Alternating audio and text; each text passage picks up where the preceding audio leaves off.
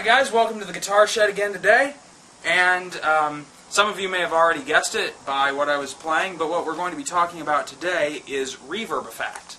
And reverb is one of the basic effects that most guitar players across a lot of genres use.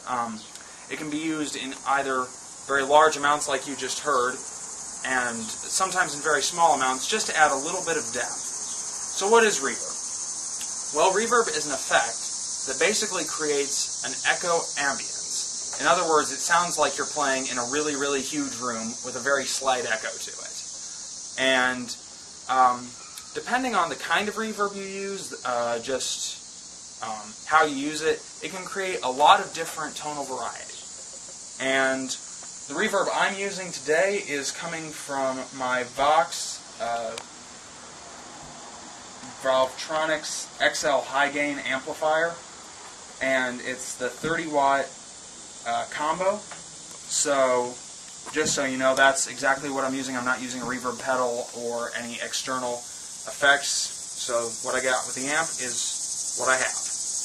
But let's talk a little bit about how you can achieve reverb effects. All reverb effects need a reverb circuit, which is something that you can either find in a lot of amplifiers or in external pedals like I was talking about earlier.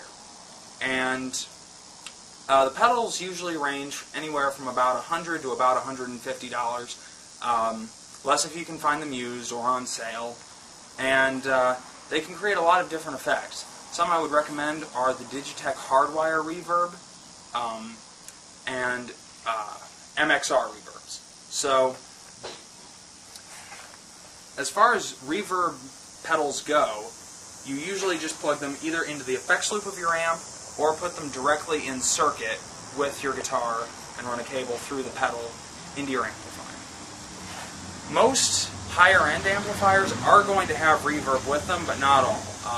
Notable amplifier companies that are going to have a reverb included would be things like Engel, Marshall.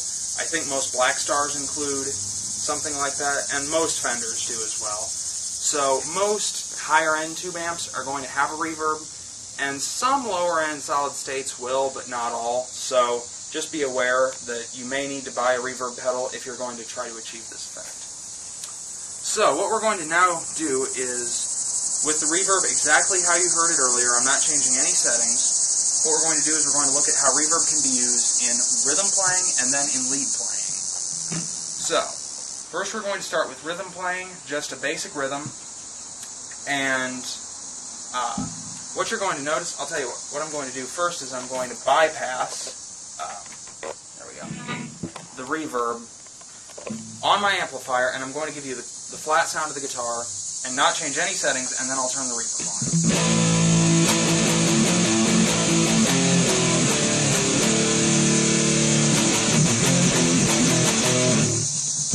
Okay, now I'm going to turn the reverb on, and you'll see that it's going to give an increased depth as well as a little bit of echo to it.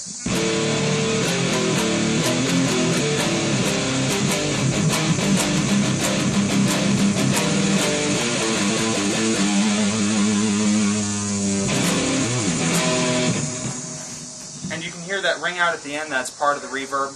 That will usually happen. And keep in mind I have the reverb setting on this fairly high just so you can hear the effect really, really well.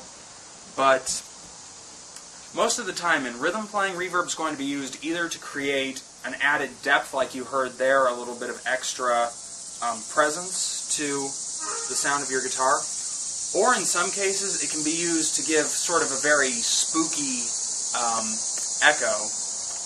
And I'll go ahead and demonstrate that for you right now.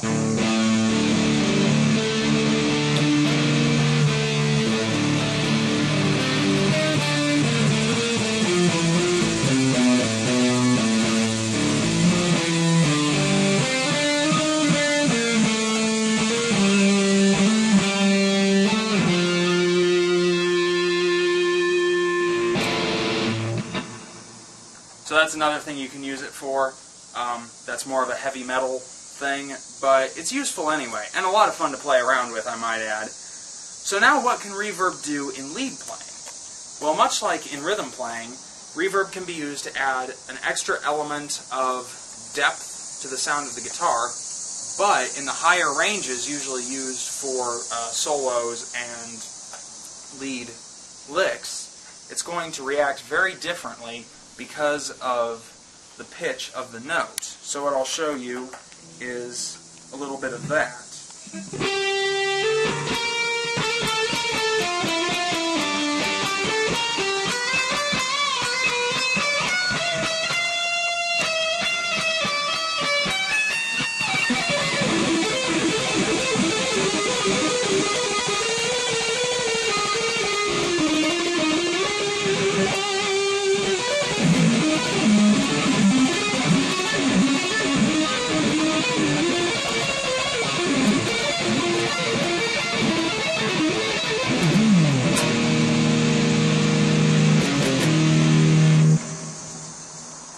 Here what that's doing is that's giving me a little bit of a boost and also adding a little bit of depth into the sound of my guitar.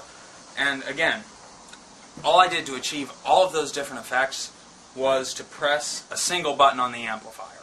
And usually all you'll have to do is either do that or kick in a stomp box. So definitely reverb is something you should probably experiment with, especially if you have a little bit of extra money, or if you already have an amp that has reverb on it, but you've always sort of ignored it. And a lot of people do that. I know a lot of guitarists will buy an amplifier that they really like the sound of, and then if they're just starting out, they won't really know what the reverb does, and they won't try it out, they won't experiment around with it. But it's a lot of fun to play with, even if you don't wind up using it very much in your playing. Gives you a lot of tonal versatility, and it's just, you know, like I said, it's just a fun thing to mess with. So, that is about all I have to say on reverb. See you next time, and hope the guitar's going well for you.